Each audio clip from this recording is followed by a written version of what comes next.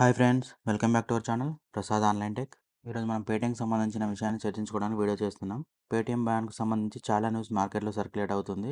Circulate అవుతున్న న్యూస్లో ఎంతవరకు నిజం ఉంది అనే విషయం గురించి తెలుసుకుందాం. ఆర్బీఐ పేటీఎంని ఎందుకు బ్యాన్ చేసింది అనే విషయాలు ఈ వీడియోలో తెలుసుకుందాం.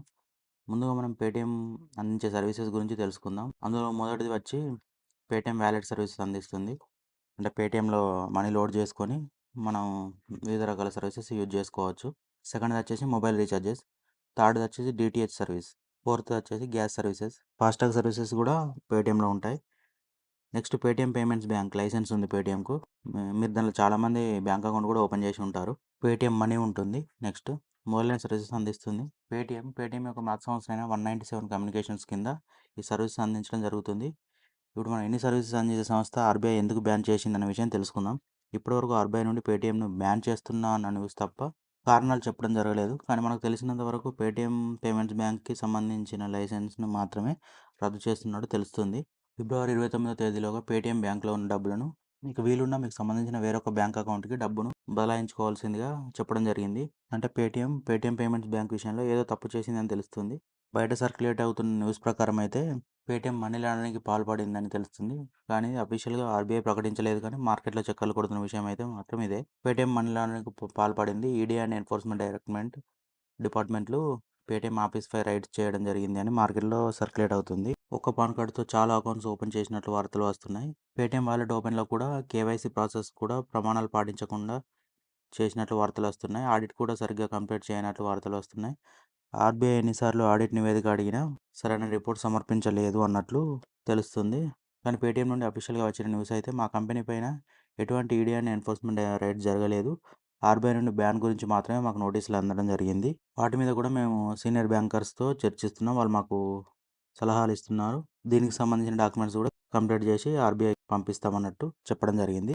దీనిపై మనకు పూర్తి స్పష్టత రావాలంటే ఆర్బీఐ నుండి అఫీషియల్గా అనౌన్స్మెంట్ రావాల్సి ఉంది. కానీ ఇప్పుడు అందరికీ వచ్చే సందేహం ఏంటంటే పేటీఎం మేము వాడాలా లేదా, పేటీఎం బ్యాంక్ మేము వాడాలా లేదా, యూపీఐ వాడాలా లేదా, ఇలా చాలా సందేహాలు ఉన్నాయి. వీటిపై మాకున్న సమాచారం మేరకు మేము మీకు మా సైడ్ నుంచి ఇచ్చే సలహా ఏమిటంటే పేటీఎం పైన ఆర్బీఐ నుండి ప్రకటన వచ్చే వరకు మీకు వేరే వాటి ద్వారా మీ లావాదేవీలు చేసుకునే వెసులుబాటు ఉంటే అప్పటి వరకు పేటీఎంను వాడకపోవడం మంచిది. ఇది మా సలహా మాత్రమే. మీరు మీ పేటీఎం బ్యాంక్లో ఉన్న అమౌంట్ను వేరే ఖాతాలకు బదిలీ చేసుకోండి. మీ పేటీఎం పేమెంట్స్ బ్యాంక్ అకౌంట్ గిట్ట యూపీఐకి లింక్ అయి ఉంటే ఫస్ట్గా ఆ బ్యాంకును అన్లింక్ చేసుకొని వేరే బ్యాంక్ అకౌంట్ని లింక్ చేసుకోండి. ఎందుకంటే ఆర్బీఐ పేటీఎం పేమెంట్స్ బ్యాంక్ సేవలను మాత్రమే నిలిపివేయడం జరిగింది. కావున పేటీఎం పేమెంట్స్ బ్యాంక్ కనుక మీ యూపీఐలో లింక్ అయి ఉంటే ఫిబ్రవరి 29 తర్వాత అందులో ఉన్న డబ్బులకు విత్డ్రా చేసుకోవడానికి మీకు ఇబ్బంది రావచ్చు. పేటీఎంలో కనుక మీ వేరే బ్యాంక్ లింక్ ఉండి యూపీఐ యూజ్ చేస్తూ ఉంటే మీకు ఎటువంటి ఇష్యూ రాదు. దాన్నే వాడుకోవచ్చు. ఇప్పుడు ఇంకెక్కువ మందికి వచ్చే పెద్ద సమస్య ఏంటంటే Paytm merchants account sound box ఉంటాయి. ఎందుకంటే అత్యధిక వాటా దాందే ఉంటుంది మార్కెట్లో.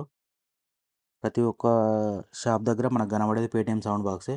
ఇప్పుడు వారికి వచ్చే సందేహం ఏంటంటే ఈ సౌండ్ బాక్స్ మేము వాడాలా లేదా, ఇప్పుడు ఏం చేయాలి అనేది దానికి సంబంధించి చూద్దాం. పేటీఎం మర్చెంట్ సౌండ్ బాక్స్ పై కూడా మీరు భయపడాల్సిన అవసరం ఏమీ లేదు.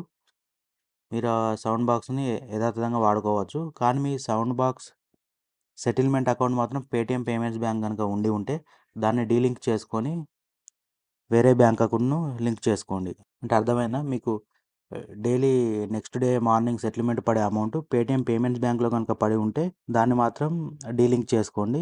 ఆ సెటిల్మెంట్ అకౌంట్ మాత్రం మీకు వేరే బ్యాంక్ ఉంటే దాన్ని లింక్ చేసుకోండి. దీనిపైన ఇంకా పూర్తి సమాచారం ఆర్బీఐ ప్రకటన వచ్చాక తెలుస్తుంది. మీకు ఇప్పటివరకు ఉన్న సమాచారం అయితే అర్థమైంది అనుకుంటా. దీంట్లో మీకు ఏమైనా సందేహాలు ఉంటే కింద కామెంట్ రూపంలో చెప్పండి. మీకు రిప్లై ఇవ్వడం జరుగుతుంది. ఓకే ఫ్రెండ్స్, ఈ వీడియో కనుక నచ్చినట్లయితే లైక్ చేయండి, షేర్ చేయండి, సబ్స్క్రైబ్ చేయండి. ప్రసాద్ ఆన్లైన్